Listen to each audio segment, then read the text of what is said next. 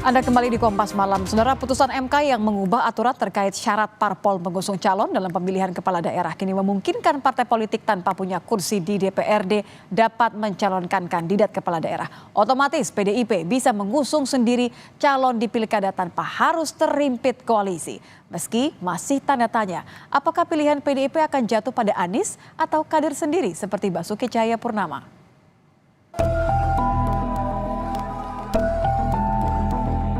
Setelah nyaris tak bisa mengusung calon di Pilkada Jakarta, putusan Mahkamah Konstitusi yang mengubah aturan terkait syarat parpol mengusung calon dalam pemilihan kepala daerah bak angin segar bagi PDIP.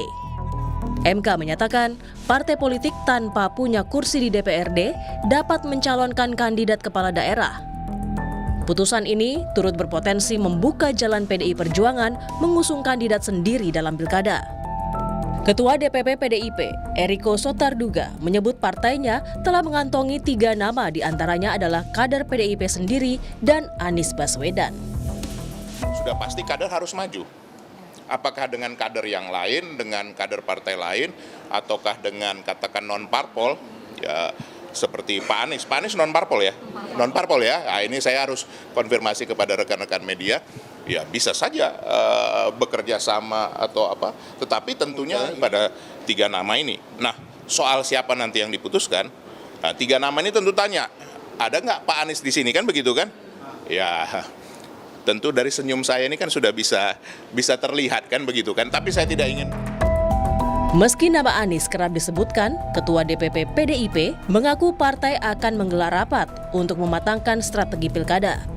Pasalnya, kader PDIP Basuki Cahayapurnama juga berpeluang besar untuk maju di Pilkada Jakarta. Eriko pun meminta KPU segera mengubah peraturan terkait pasca putusan MK. Tim Liputan, Kompas TV.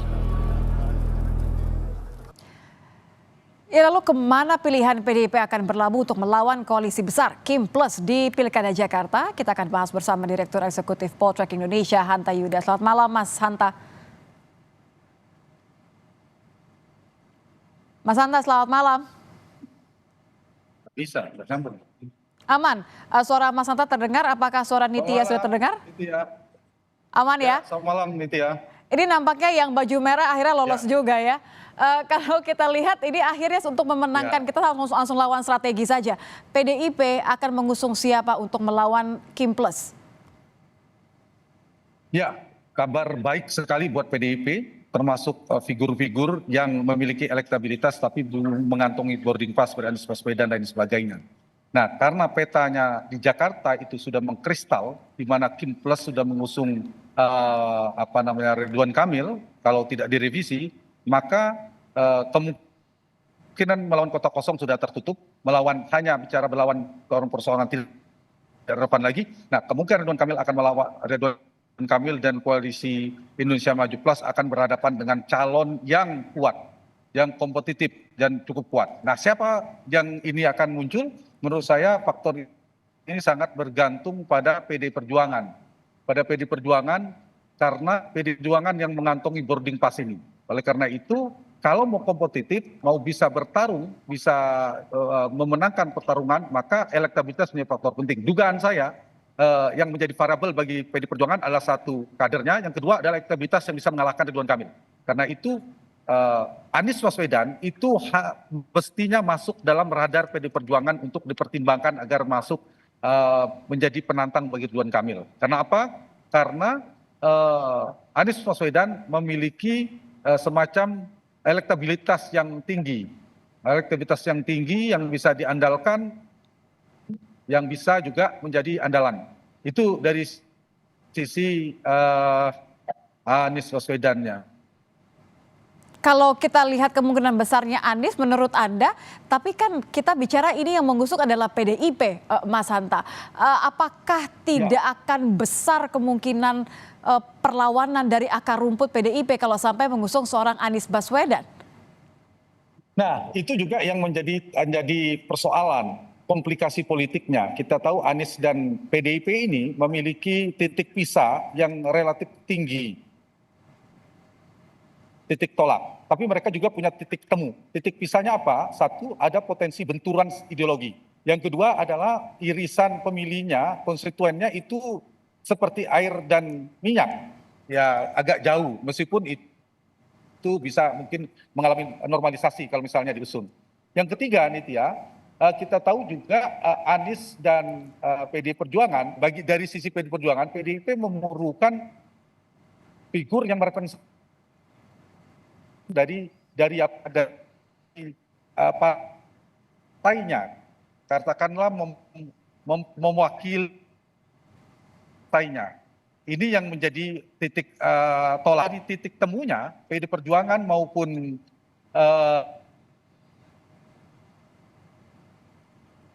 Nampaknya sedikit terputus, Mas Hanta. Apakah boleh diulang kembali kalimat terakhir Anda mengenai titik tolak antara Anies dengan PDIP ini justru akan menguntungkan PDIP dengan strategi seperti apa? ya, karena titik tolaknya mereka adalah secara benturan ideologi, basis pemilih konstituennya mungkin berbeda, dan yang ketiga ada persilangan secara posisi politik untuk mewakili. Tapi ada titik temunya Nitya antara PDI Perjuangan dan Anies Baswedan. Titik temunya adalah keduanya memiliki lawan politik, tanda petik musuh politik, kompetitor yang sama. Siapa? Yaitu Kim Plus. Karena kita tahu Kim Plus di sana ada Prabowo, ada Jokowi dan lain sebagainya. Nah, ini titik temu ini mungkin bisa menjadi jalan tengah. Apakah Anies dipasangkan dengan kader PDI Perjuangan, apakah Rano Karno kah, Pak Ahok sendiri kah, atau nama-nama lainnya, itu akan menjadi lawan tanding yang kuat. Ketimbang PDI Perjuangan hanya mengambil nama lain.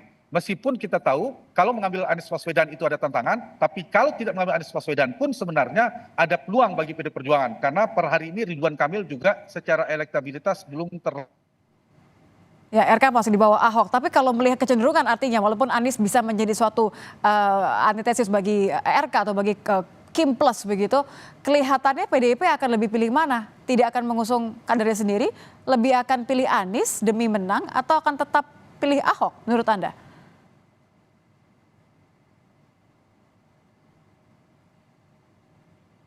Mas Hanta? Nampaknya kembali ada gangguan teknis. Baik, pernyataan terakhir dari Hanta Yuda, Direktur Eksekutif Poltreking Indonesia mengatakan bahwa ada peluang bagi PDIP untuk mengusung kader sendiri. Walaupun ketika mengusung kader di luar kader sendiri, ada nama-nama yang sering sekali disebutkan masuk dalam 3 besar mengerucut. Diantaranya adalah nama Anies Baswedan yang dianggap Hanta Yuda sebagai tokoh yang memiliki strategi berpeluang untuk menjadi lawan yang cukup kuat bagi Ridwan Kamil yang menjadi calon yang diusung oleh Kim Plus, saudara. Terima kasih Hanta Yuda sudah bergabung bersama kami di Kompas Malam. Nampaknya tadi ada sedikit gangguan teknis, tapi kami tangkap maksud Anda. Terima kasih.